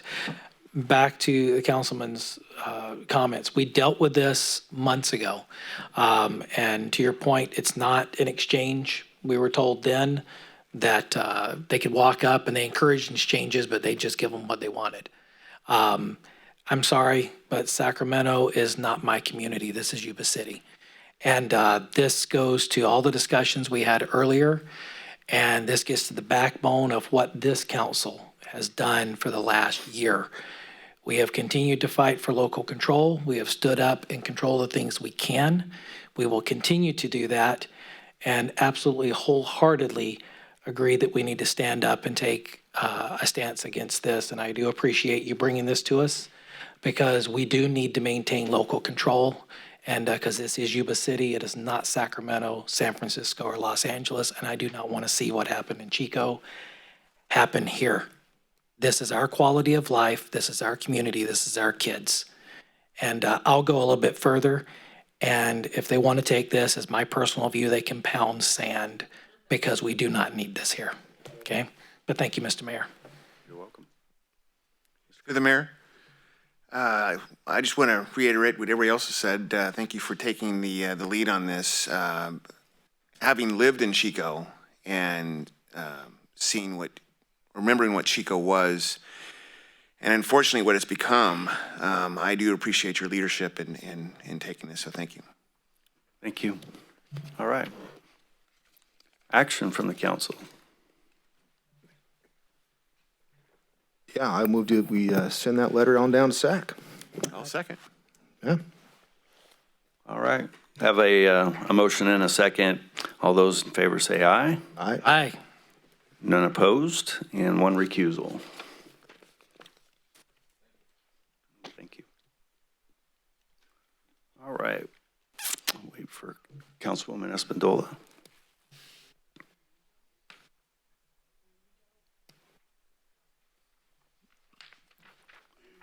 Welcome back. We lost one. Okay. Even exchange, I guess. All right. Future. Yeah. No, item 14, future agenda items. This is the opportunity to discuss with the city manager about items that came up in the meeting this evening that you would like to have brought back to the council at a later date. Are there any items that you would like for us to consider, including what you spoke of before, please? I would just, the homelessness workshop, an update in reference to that. I think that if we can coordinate something, Mayor, if you would support, and if I can have another council member support that for a future agenda item, that would be great. Do you want to have a workshop, or do you want to bring it into a council meeting? I think there's a need for a workshop to discuss the issues, to bring everyone up to date, because there's been so much change, and COVID has really impacted in some of that direction. And there's a lot of movement that has happened in the last 6 months. So will you work with the city manager then, and then you two can figure out the logistics of where, when, how, and presentation? Sure. Awesome. I support that, Hunter. Okay. Okay, thank you, gentlemen. Yeah. Anybody else within a future agenda item? Okay. Then we will move to item 15, which is city council reports, and Councilmember Espandola, you lead off. All right, thank you. So I already reported about the bi-county homeless JPA. I won't go into much more details of that.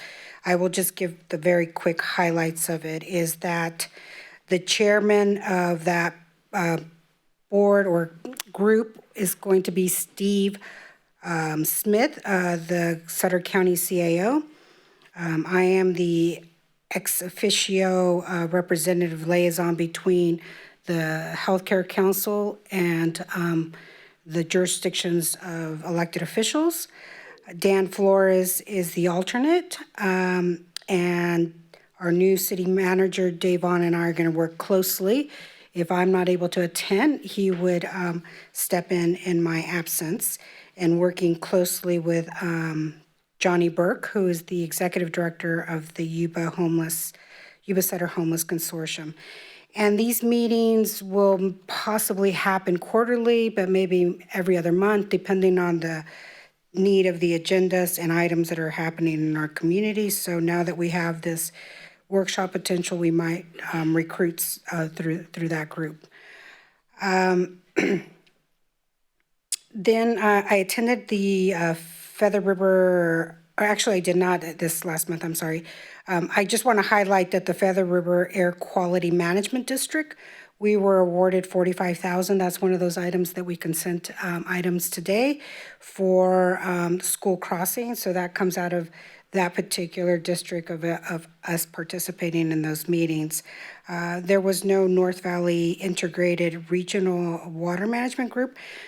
I did attend the Regional Water Authority meeting along with Diana Langley, and it was mostly some closed session that we were able to participate, because thereafter we had to move on to a training that a lot of us had to attend, which was the AB 1825 training for sexual harassment prevention required by our city. So we were only able to be there for about an hour or less. Attended the Sutter Buttes flood control meeting, and Councilman Harris was there present along with me on this. What I reported last month was pretty much the same that occurred in this last meeting. One of the biggest highlights that we're moving towards in the Sutter Buttes flood control is the 200-year flood plan is going to be hopefully approved here in the near future, which is a real big deal for the northern region of California. And so that is big news. But I just also want to include that there has been discussion in those meetings, Anita, about the homelessness and the destruction of levees and within the water areas and with sports fishing, all those things. That body also has discussions in reference to homelessness. So you're more than welcome to attend. They're open to the public. They're on our website. I did not have any other meetings, other committee assignments. As I mentioned earlier, I participated in the League of City webinar, learned a lot about the American Rescue Plan. Local community events, many of us attended. I'm not gonna take the credit, but it was great fun to be together in Marysville to celebrate the 141st Buckeye Parade and giving the resolution. That was a very wonderful experience. It was a different kind of parade, and I'm sure our mayor will talk more about that, and our vice mayor, we were there. I was invited by a local church group because I have been vaccinated. I'm a person who has chosen to be vaccinated. Many of my family have chosen to be vaccinated. For those of you that are not aware, there's been several deaths in my family because of COVID. And it's really been a challenge within my own nuclear close-knit family. And so I was asked to speak with a church group of members to help them ask questions about the vaccination process and what I experienced and what my family's experienced. And the majority of the community was of nature Hispanic and English as a second language.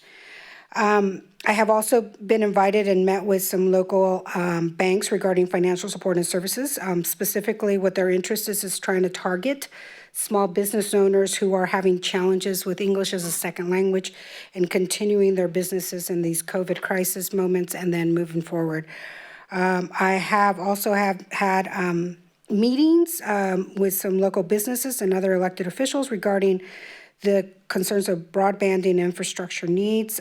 So that is a conversation that I've been invited to participate, along with Women's History Month, which has continued because we're still in March. March has not ended. And I'm grateful to Sierra, Christy, Katie, and all the fantastic women of our city. We took a picture this last Monday, and if you check on our social medias every Monday, Wednesday, and Friday consistently, something is being highlighted about our workforce in our city, and I know our police department is joined in on that, our fire team is joined into that, and I'm very thankful that everyone's really embraced this idea along with my asking to promote our women. So lastly, I'm extremely proud of our women workforce and the community, and I just want to give you the thanks for giving me the opportunity to celebrate you all, and that is really important to me. So thank you. I am done.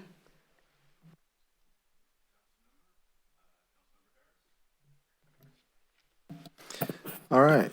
I have a couple things, pretty light over the last 2 weeks. However, by way of SACOG, I am on the Land Use and Natural Resource Subcommittee. We had a meeting, basically an update on the Regional Early Action Planning funding activities, which is, I could go a deep dive, but we'll leave it at that. Also, SACOG's housing initiative, the new one they have is they're calling it Mind the Gap, which basically we want to pay attention to the gap housing. They also call it the missing middle in some ways. We have high-end housing, low-end housing in some cases, but that middle stuff, the moderate income housing, we want to pay attention to that as well. So basically SACOG and local governments are essentially doing the best we can to work together to tackle the housing challenges in our entire region. Thank you for covering Sabufka. And then, of course, the CalCog board, I'm doing basically still the onboarding process, learning that organization. It's a statewide organization, and just learning the ropes on that, how my role at CalCog can fit into my role at SACOG, and of course how SACOG transitions to Yuba City to help out staff and the few projects that we have going through SACOG, trying to get some funding to hopefully improve our roads and quality of life and infrastructure around here. Never-ending battle, but it's worth fighting, and we're all working very hard to do that. So that is it as far as the last 2 weeks go. So thank you very much. Thank you, Councilmember. Councilmember Kirchner. Thank you, Mayor. You're welcome. I'd like to thank the folks in the audience for showing up tonight. This was fun. This was exciting, and I think our community strives with community involvement. So thank you for showing up tonight. Lots of stuff going on. Start with the mosquito vector. All things mosquito. We had our meeting. They're discussing comprehensive media outreach program this time of year, which is pretty normal. There's surveillance done for properties with pools, and if a pool looks like it's getting green, they try to reach out to the owners and ask them to address that. And so they took a bid for an aerial services for $6,700 to cover that cost. There was also a move for a Medicare supplement for surviving spouses from their employee. Four people qualified. Also, their search for a new vector ecologist. They had 3 applications. Nobody in that 3 worked out, so they're going to go back to the drawing board with that. But they did find a new mosquito control technician one out of 11 applicants, and they actually hired a second one due to retirement. Lastly, it looks like their fall strategy to go into the orchards versus the rice fields was a success. So they're going to do more of that in the future. Next item was I was included in the business retention task force that our vice mayor kind of spearheaded, and I'm gonna let him talk about that because I know he'll do a lot better job than I will. I'm gonna move on to the meeting with the Gilzeiser Drainage District. This was my very first meeting, and they elected me chair. I was not expecting that. The vice chair will be Supervisor McKelly. The only thing on the agenda was we approved the last meeting, which was in December. Adoption of a resolution of support for both a sphere of influence amendment and annexation of the area of Newcomb Ranch into the Gilzeiser County Drainage District, and that passed. And I'm excited. I'm very excited that we're going into red tomorrow, and it happens to be today, and tomorrow's St. Patrick's Day, and I plan on going out in our community and supporting our businesses. Mr. Mayor.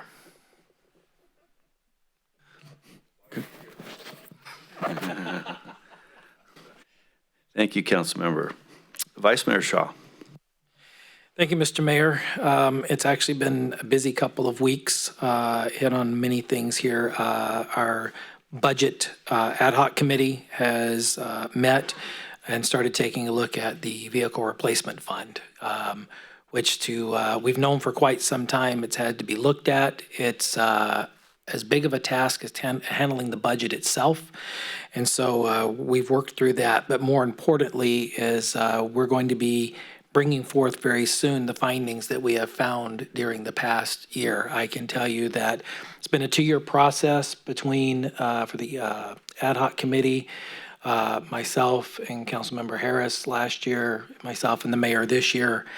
I don't think there's probably not a stone that we haven't unturned in the past 2 years looking to see where our dollars are going and trying to bring recommendations that will make our budget even more transparent for the public, because they shouldn't have to look at something and question really where it's at. It should be self-explanatory as much as possible.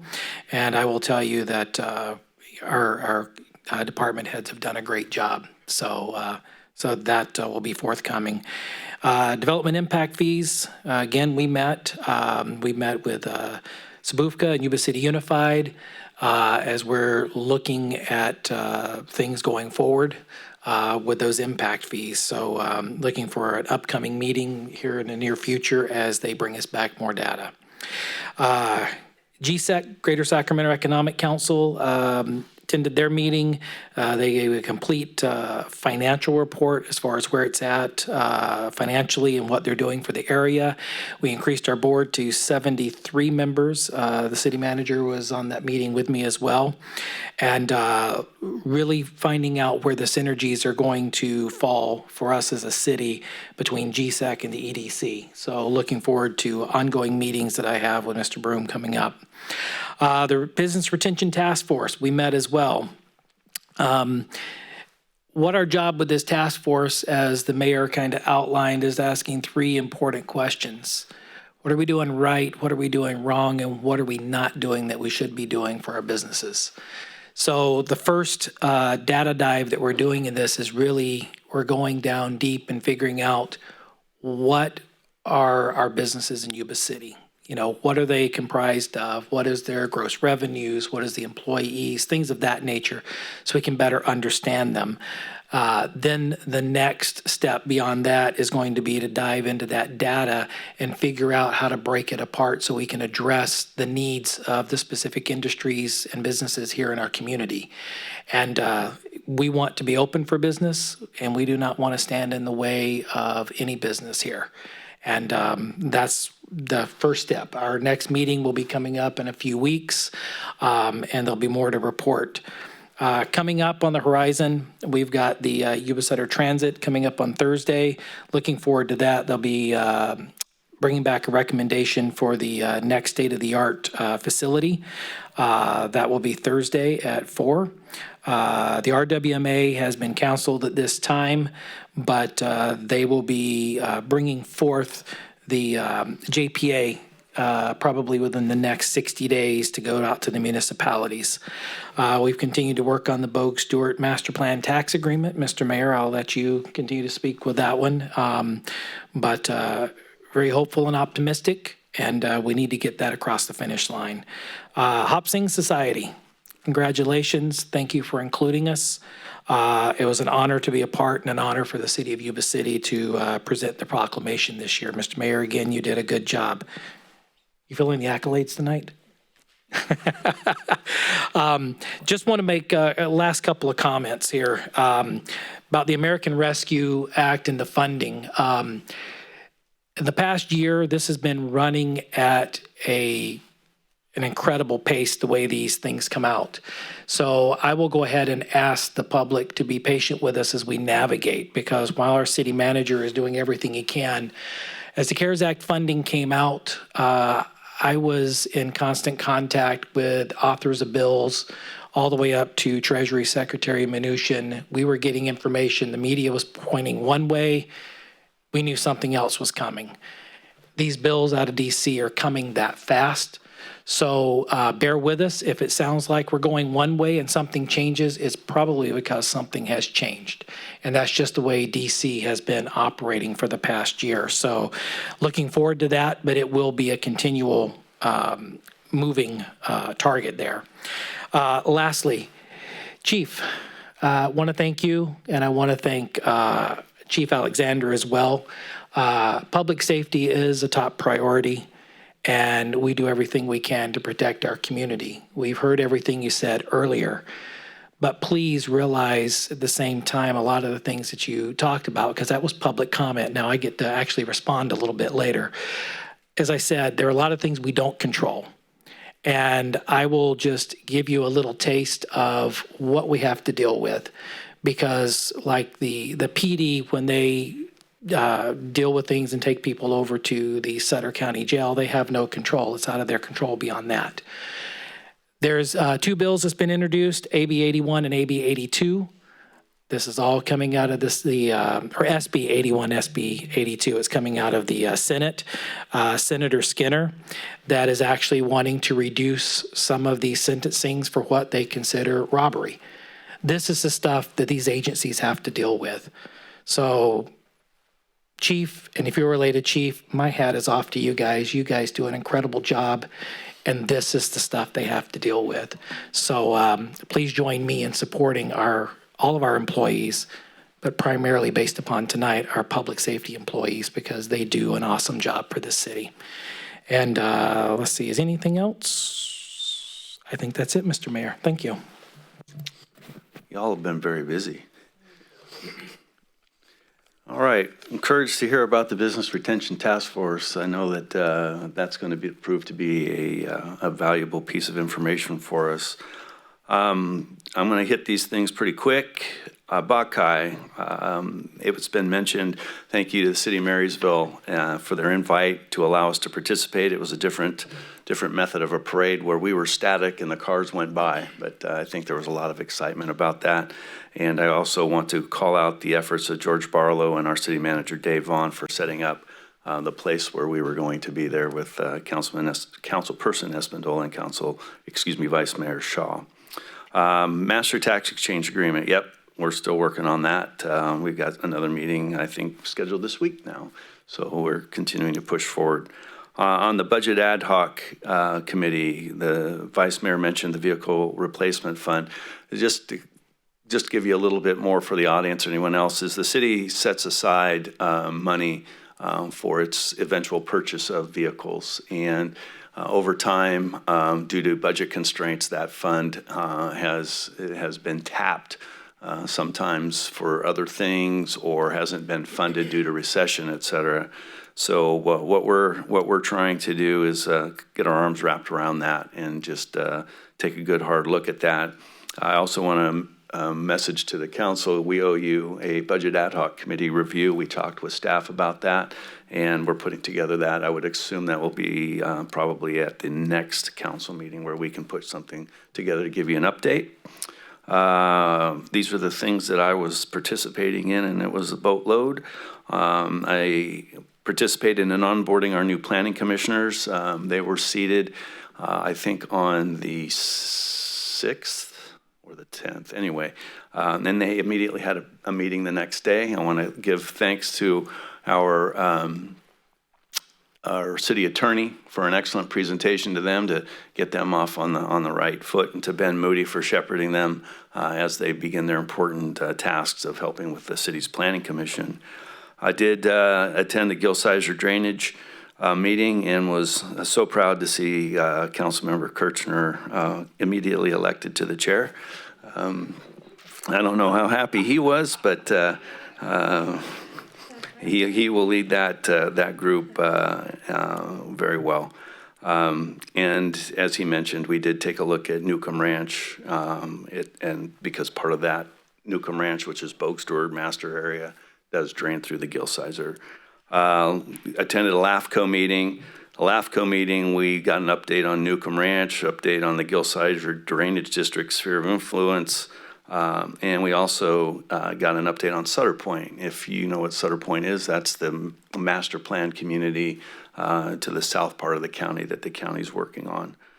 Along with the city manager, I met with the Yuba City's Downtown Business Association. Over the years, the city has partnered with the Plumas Street Business District, if you will, and nothing has ever really, through research, we found that there wasn't really a lot of understanding of what the city's responsibility and the Downtown Business Association's responsibility as it pertained to events like the summer stroll or the Christmas stroll or just maintenance on the street. So we've begun those discussions with the expectation that we can produce a good understanding of each other's responsibilities moving forward. Met with the Sutter Buttes Flood Control Agency on the subject of their development impact fees. And Michael Bissett, a really good person who leads that organization, is working with the board that we have representatives on, but they're doing a study right now to make sure that their fees that they're collecting are commensurate with the services they provide. Their messaging that those might be able to be reduced. Further meetings will be held. Yuba City Unified, met with Yuba City Unified, the vice mayor, myself, and staff, and began those discussions. There are some things in our city's growth policies that we require development to participate in, and there's some questions about whether we actually have the ability to really do that or not. We're not here to impact the abilities for schools to collect the fees that they need to, if development comes, that it needs to pay its own way. But we just need to make sure that when we're a partner in that everything that's happening as far as fee collection is above board. Not that it's below board, just making sure, because it hasn't been dealt with since 2005.